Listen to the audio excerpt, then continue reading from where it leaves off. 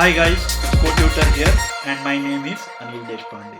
So having understood the string interpolation, the next topic that I want to talk about is optionals. So before getting started with optional, if you have observed how we have declared all variables and constants, we have always had some values initialized to them, or at least we made sure that before we used them we initialized some kind of values to those variables and constants. We could have directly initialized the value of those variables here itself and just printed the values. So the idea is you always have some value to variables and constants before you use them, but it is not always possible that you have to have some kind of values to a variable. Let's assume that I have another variable and that variable name is say middle name. It will be of type string. Some people have middle name and some people don't have middle name. In that case, what middle name should hold? Some people will say that it is pretty simple, you can just replace it with empty string, but replacing it with a empty string is not going to solve the problem. What does this mean in a real application scenario? Whether the person doesn't have a middle name, or the person forgot to enter the middle name, or during the application development its middle name was not captured at all. So leaving a value with some default values is not going to solve a problem. Let's have another variable is married. The value is of bool type and you cannot say the default value is false to indicate whether by default a person is unmarried. You cannot just say the person is married by default. It becomes very difficult in an application whether the user explicitly made this particular value to be married or the application took a default value. So relying on a default value is not correct way of working with either variables or constants, and that is where there is a need for these constants and variables to be allowed to not to have any value, and then later point in time these variables can take some value depending upon how application assigns values to these variables and constants. And to do this, Swift introduces a concept of optionals. What do I mean by optional is I can just introduce a question mark in front of this type annotation and by default it takes a value as nil. And what do I mean by that is this particular variable name doesn't hold any value. Depending upon which particular programming language that you come from, you may think that nil might be equal to a null. It is, but it is not exactly the same. So don't do a direct comparison that nil means null. Nil basically means it doesn't hold any value. That's all what it means. And in the same way, I can just declare that the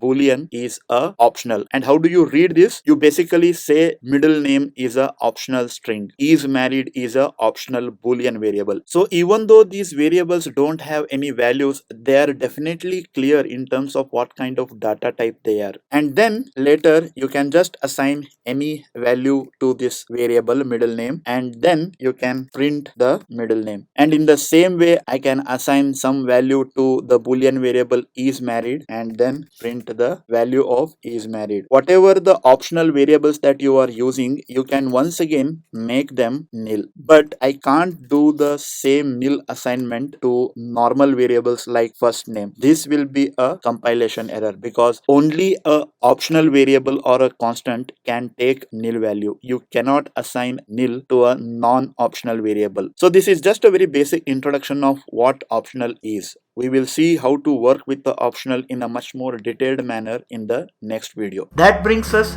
to the end of this particular video. Don't forget to like, comment, share the video and subscribe to the channel. Take care. Bye.